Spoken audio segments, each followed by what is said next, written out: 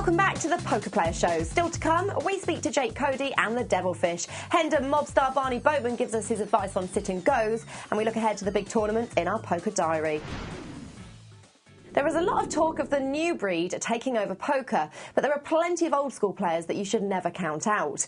We got poker new boy Jake Cody and veteran Dave Devilfish Elliott together to find out what they thought of the modern game and also what they thought of each other.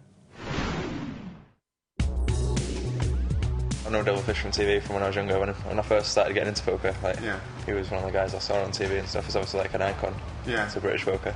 I know he's the informed guy at the moment, and he's winning all the tournaments. So that's good. You know, you gotta, when you're informed, you gotta make the most of it because it's tournaments are a form game.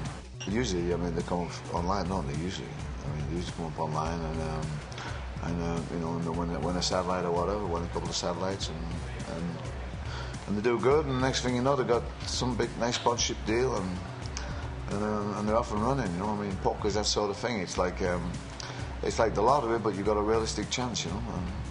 And then did progress onto online. Yeah. So it started off then. I think online is a great learning ground, to be honest.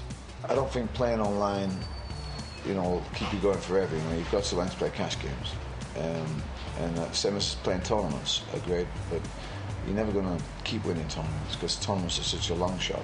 You know, I mean, you'll say yourself, maybe he's won. I don't know, he's won, but they're a long shot, you know. And you have to do everything right, and still get so lucky to win them. Where do you think you'd be if online didn't exist and you had to come up the same way as Dave? Probably it's quite a lot slower process to progress. But I agree with Dave about tournaments. Like, you need a bread and butter game as well, to earn something that's steady. Yeah. As well as taking shots at tournaments. What's your day one sort of tactics? I kind of try not to go in with too much of a game plan, to be honest, and try and adjust to how the table's playing, and because you can't just go in with a set way of playing and hope it's going to work. You kind of need to adjust to how the rest of the table's playing. Really. Yeah. I mean, as the tournament progresses, I mean, you need to put pressure on players as much as you can as the money bubble comes and stuff, and then the final table bubble. You need to just be really aggressive as you can and just try and bulldoze your way through in tournaments. And you've got to try and find the ones you can bully. Yeah. So you can't really sit down with a game plan because there might not be anybody you can bully at that table, you know. So then you've got to sit back and wait and mop them up when they try and bully you, you know. So I mean, you've got to adjust it accordingly. As Jake wins more tournaments and people start to realise that he's not winning them because he's finding hands all the time, he's robbing them. And you get, you know, for me it's difficult because they all want to call me and they all want to beat me and they all want to knock me out, you know, and they all want to go home and say, well, I knocked the Devilfish out. I didn't do any good, but I knocked the Devilfish out. Yeah, I imagine that's pretty tough actually. Probably not in the same scale at all, but I think people are trying to start to maybe play it back at me a bit more because they might have seen I've won a few things, they kind of want to knock me out a bit more than they used to. I'm not so much of an unknown kid anymore. I refuse this year to go on the TV table. Right. Because people will do such stupid things against me on TV. And unfortunately, it's been working out for me, you know. They can get you down, especially Nolan Mid-Holland. It's amazing the beats that you see on TV if you watch it enough, you know. I mean, or if you play it enough, you know. I mean, that's only play good players because the mugs always get me. The mug got me in the last one, you know. He didn't know what he was doing. He was just grinning at the end of the table all the time. He was the loosest player on the table and probably the worst, and he just knocking us all out, you know. Tournament poker is such a cool game. It all comes down to just basically coin flips a lot of the time. If I felt I was playing badly or I was doing something wrong, or I don't know, I just wasn't adjusting to live poker that well. Yeah. It would get me down, but I just kind of kept plugging away.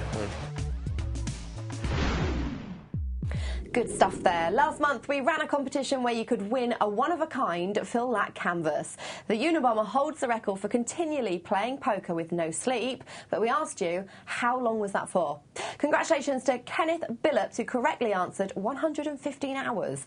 This month we have another great competition. If you want to win a signed copy of Devilfish's autobiography, The Life and Times of a Poker Legend, simply answer this question: how many WSOP bracelets has the Devilfish won?